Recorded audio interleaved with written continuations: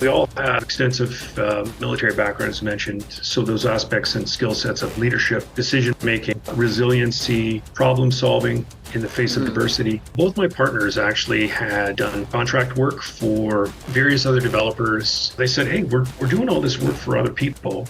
They're making all this money. Why don't we do this? We probably have 600 units either in regulatory or under construction. We build both condos and purpose-built rentals in a medium density multifamily environment. Hey guys, it's Marcin Drozd. I'm here today with Chris Lunney, one of our M1 Inner Circle members, and we're doing another one of our member highlights. Chris, welcome to the show. Thanks very much, Marcin. It's a real pleasure to be here and contributing back to the M1 community. Yeah, we met I think a few years ago at one of the conferences that I was speaking at. I know we had a few words. We just continue to kind of see you at the other events, and it's been really cool to see you develop over the last little bit with your business, with your with what you guys are doing all over Alberta and BC there. But before we get into that, can you share a little bit about yourself, your story, kind of where you started? Myself personally, 25 plus years Canadian Armed Forces. Been around the world a number of times and across Canada and supporting Canadians both here and abroad, and has some really interesting things happen in my career. Some amazing days and some brutal days. One of them comes to mind. I've been blown up before. Don't recommend it. I've been shot at before. Don't recommend that unless you have a gun to shoot back. But joking aside, long story short, I've had some amazing times, met some amazing people, and it's a foundation for who I am as an individual now and in the property development world that we're in right now. Wow. So yeah. Hold on a second. I got to ask you. 25 years armed forces. What was that? How did where did that start? Why did that start? How did you get into that? Well, the joke is I saw Top Gun when I was going through high school, and I wanted to be Tom Cruise playing volleyball on the beach without a shirt on. I don't recommend that now in my current state, but ultimately finished high school, went through university, and decided, hey, I really like to do this, contribute back to Canada, contribute back to the communities in which I work and live. I've always had that community focus. And it's pervasive today now in our current business model because TLA Developments, of which I'm a partner, we're a veteran-run organization, property development, as you noted earlier, in Alberta and BC. And just like when we were in uniform, today we support communities in which we work and live. Wow, that's it's funny that we're talking about this now. One of my friends was actually one of the extras, one of the naval officers on the original Top Gun with Tom Cruise. He was showing me this, and he goes, "Here." He froze the thing. He goes, "I'm this guy." I'm like, "You sure?" He goes, "It was 30 years ago." Blah blah blah blah blah. That's right. But one thing I appreciate and respect about the armed forces, or the military, and military men in general, women in general, is the level of discipline and the respect for the mission above all else that is instilled in you in such early age in your career and your business. And so you mentioned your company, you guys are veteran run, veteran hired. Tell us a little bit about that. How does that work? Yeah, the three owners, we all have extensive military backgrounds mentioned. So those aspects and skill sets of leadership, decision making, resiliency, problem solving in the face of adversity. So when we kind of came together, in fact, I was the late partner to the show here. My two partners started in March of 2020, which was an important incorporation date for us, but it kind of was impactful around the world at that time with COVID impacting everything. So we started at a bad time, but better than some Army guys to start a bad time. Whether we were smart or stupid to do that, time will tell. But ultimately, we've been around for 4 years. And again, I spoke to the markets in which we operate, but we ultimately just have a real focus on what I call executional integrity.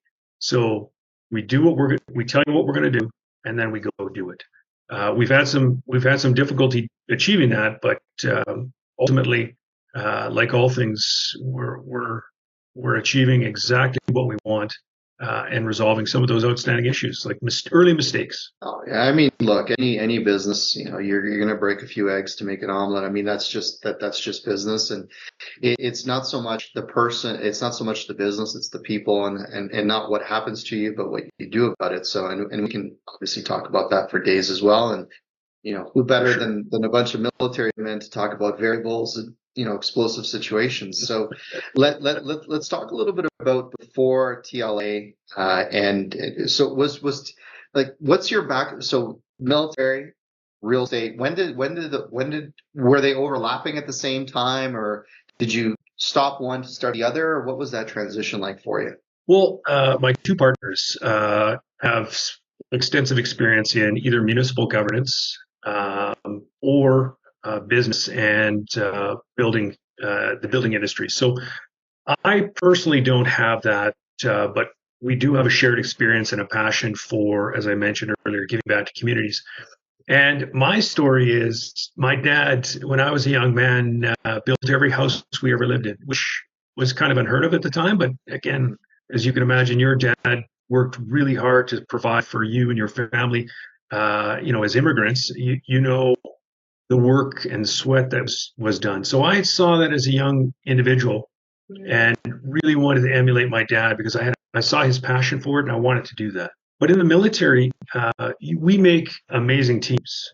We bring resources, individuals, and a whole bunch of different skill sets together, throw them around a table, problems plopped in the middle, and we just work like dogs to get it resolved and come together to form a great team in that process. However, you don't very rarely build something in a natural span of time.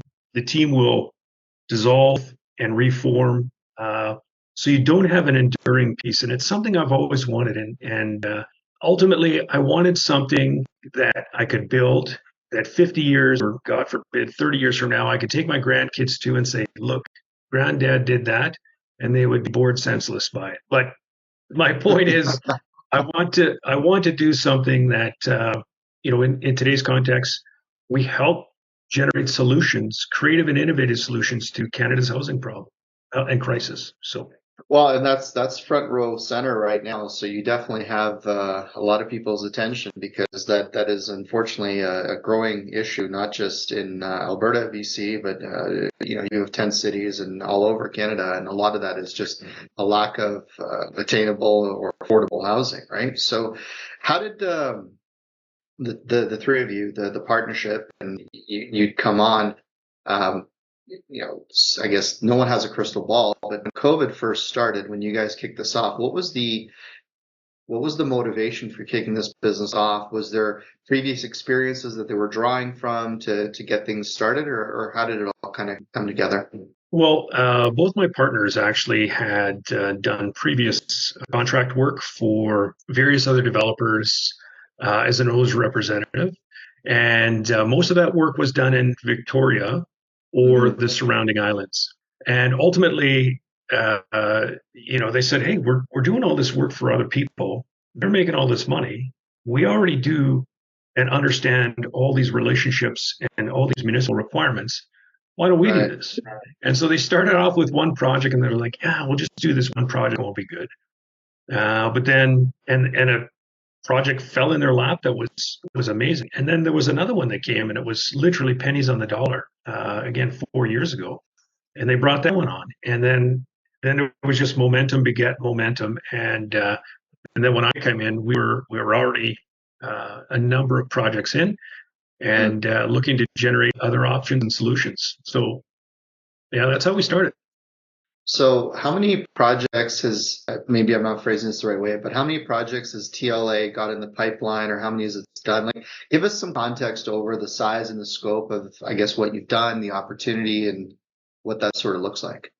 Sure, we have one project right now under construction, and that's probably going to be completed in the summer of 2024. Uh, and we have another 11 projects either in regulatory process or in the purchase process. So we do projects for both ourselves as well as for clients under our sister company, Grey Crown Development Services. We probably have over about 600 units either in regulatory or under construction, and we build both condos and purpose-built rentals in a medium density multifamily environment. Excellent. So 600 units in the pipe for potential approval for development across you said about 10 sites across that's both BC and Alberta. And that's correct. Are you guys, and given what you guys are doing, it's so important for the community. I mean, just again, the whole affordable housing thing. Have you guys seen yourselves turning down work yet? Are you guys like the business itself? It must be a growth sector. Like you're doing something that the economy needs. That's right. In fact, if we look at the analytics in Victoria, for the next 5 years, Victoria needs to grow by 25% more than the current average of house starts or housing unit starts and completions. That's amazing. So everyone says, interest rates are where they are and there's no one going to buy a house. Well, that's completely false because, again, you have this massive supply shortage, this massive demand requirement. And if we were to remove the high interest rate issue, there would be no question people would be moving, buying houses, etc. And so we don't see a lot of the headlines that are pervasive right now. Mm-hmm. No one can buy a house. That's totally false. There are a lot of people buying houses. They're just being more selective. And in this sort of moment of economic uncertainty, or in this last number of years of economic uncertainty, as soon as we have some certainty back in the market, I actually foresee huge sales across the board and this economic push and demand for housing. The problem with bigger builders like we are simply how do you move a super tanker? Well, it's moved slowly and methodically. But if all these developers have stopped on their developments or paused their developments, how much time and effort to get to restart? And if all those super tankers that are still moving, when they finally get to port, they're the first ones that actually gain the.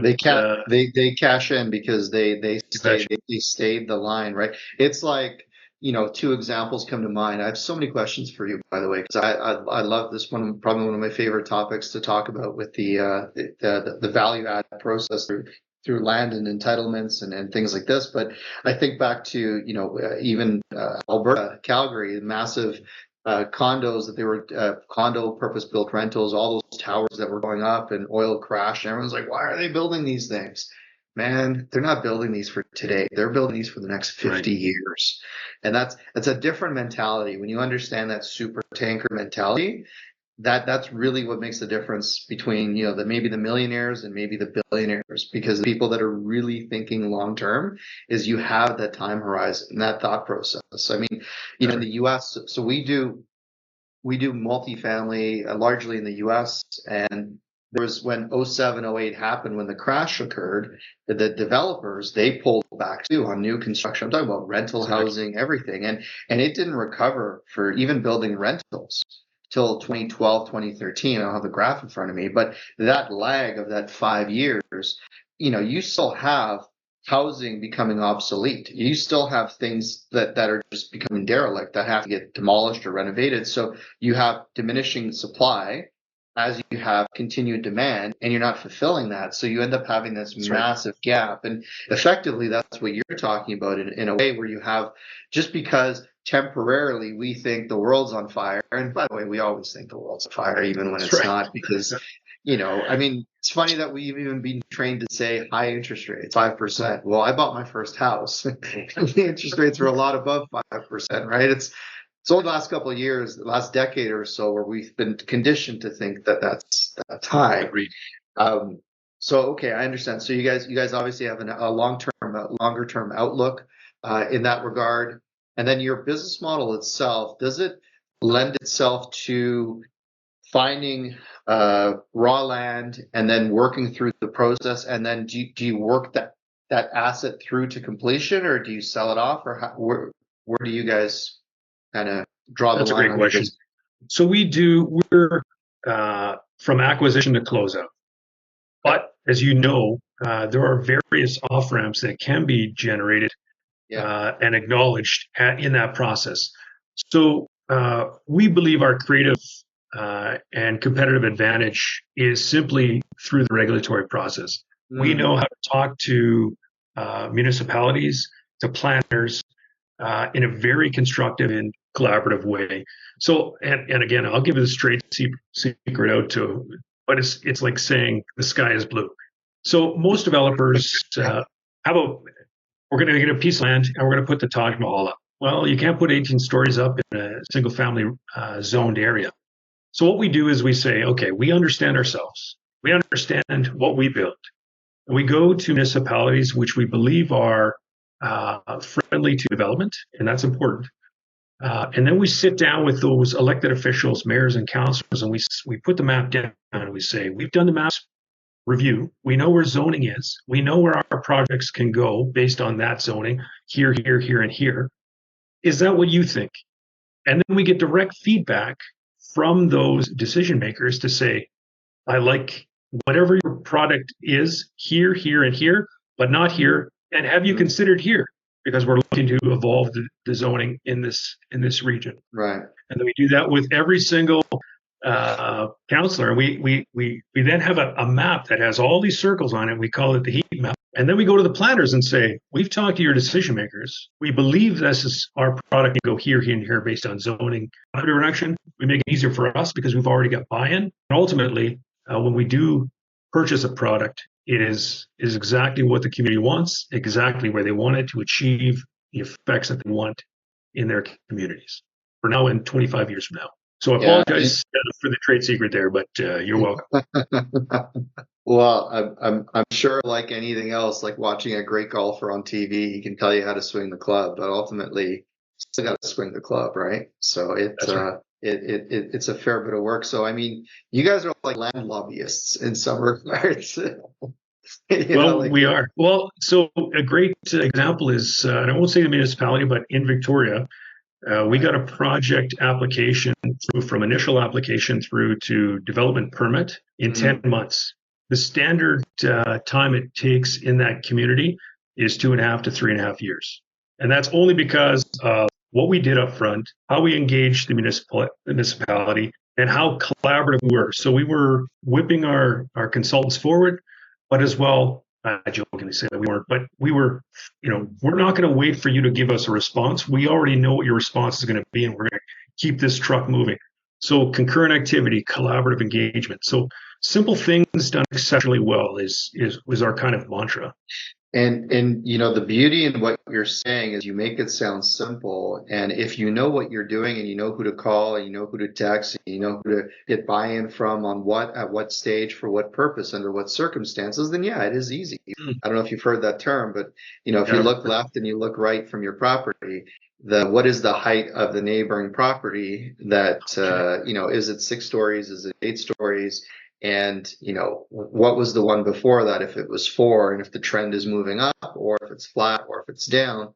And then again, I don't think it was a defined term, but he used that as podium precedent, and he said it was such authority that the council people thought, oh, this must be a term. And ultimately it was giving them look, they want to say yes, they want to improve their communities. You just have to give them I don't know if the social license is the right word for it, but you just got to give them the right set of circumstances under which they could justify the decision to allow you to do what you want to do. And if you're coming at it from the position that you said, where it's of service to the community, the neighborhood, the economics are great, and it serves everybody. So Chris, let me ask you a follow-up question. So people, a lot of people invest in small single family, small multifamily. Maybe they'll buy a condo, maybe they'll do some other things. But what would be the advantages to potentially backing or investing or partnering with a group like yours in lieu of the other types of ways to invest in real estate? Like what are some of the reasons for that? Well, I've already spoken about that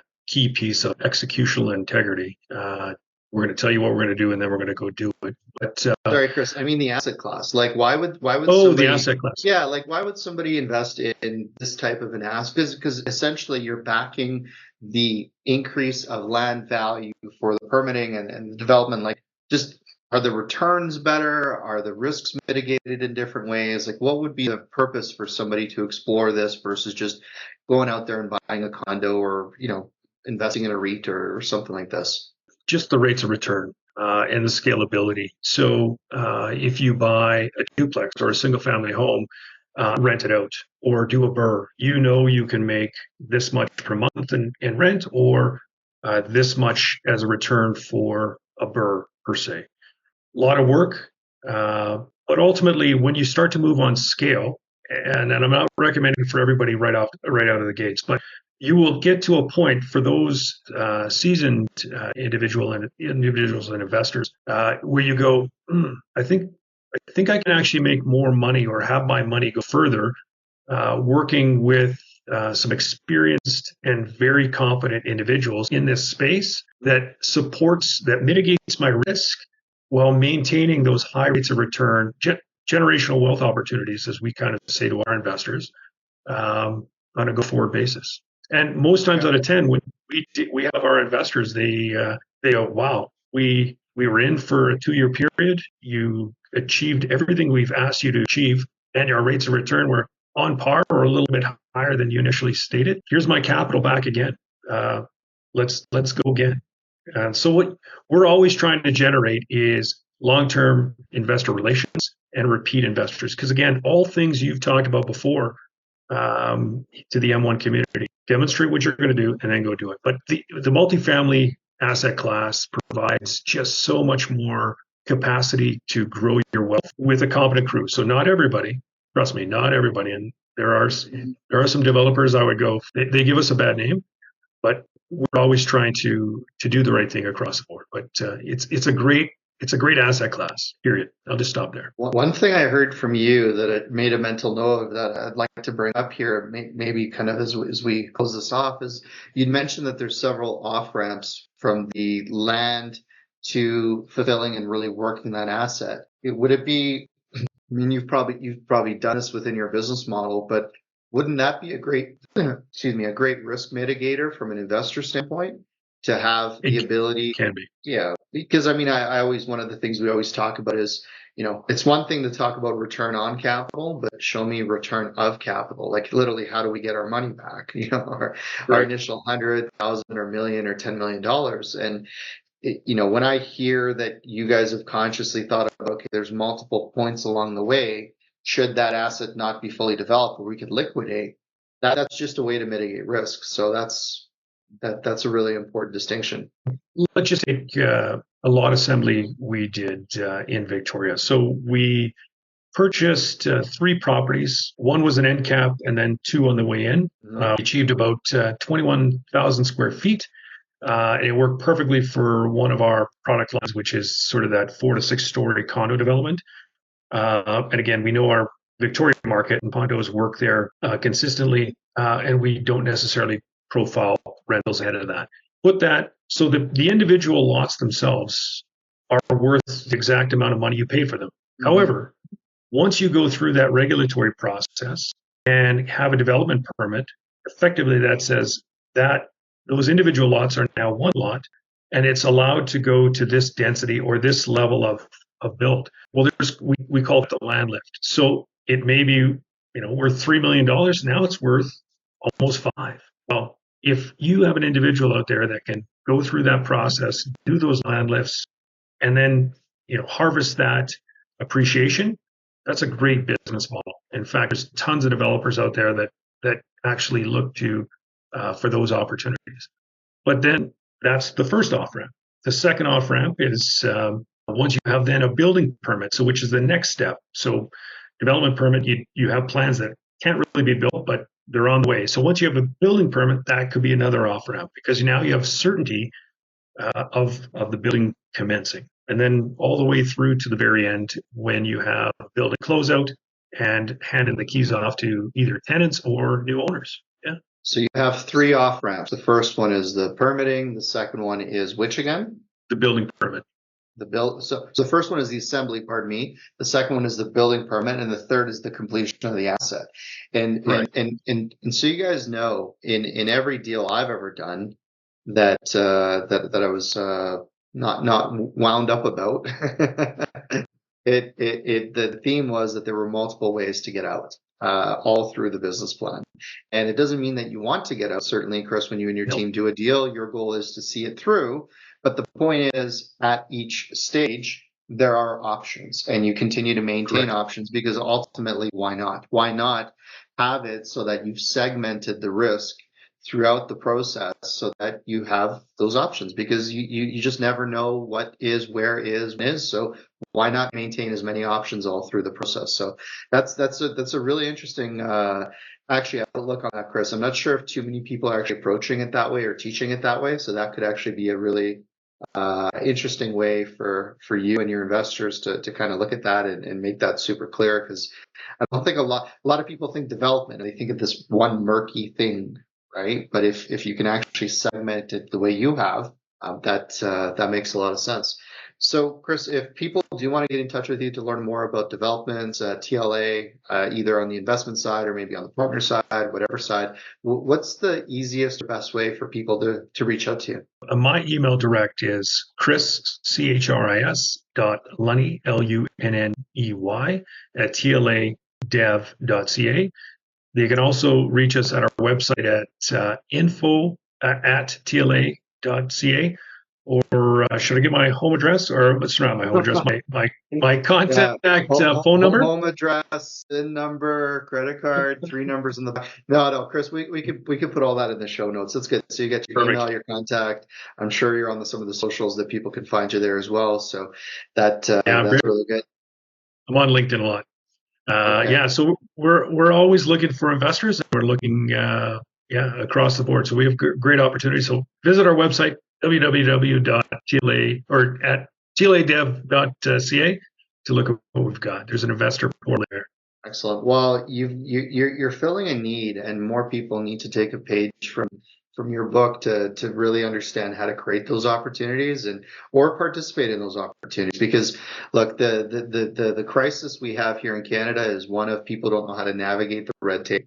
And you can have an opinion about how much red tape there is, but that's another conversation. The point is, more people need to know how to navigate the red tape, to put up more housing, to make home ownership affordable, even rental stock affordable and manageable. And if you're sitting there and you're like, look, I understand the need, I want to contribute, I don't want to do it myself. Maybe TLA is a group that you want to talk to and at least support the causes that you're passionate about. And again, it's not charity. They're companies. They do business. I'm sure they have financial reporting and an onus to investors. And who better than to talk to than a bunch of military guys or guys that have spent a lifetime in the military that understand the purpose of a goal and a mission. So, Chris, I appreciate your time here. I'm glad you're part of the community.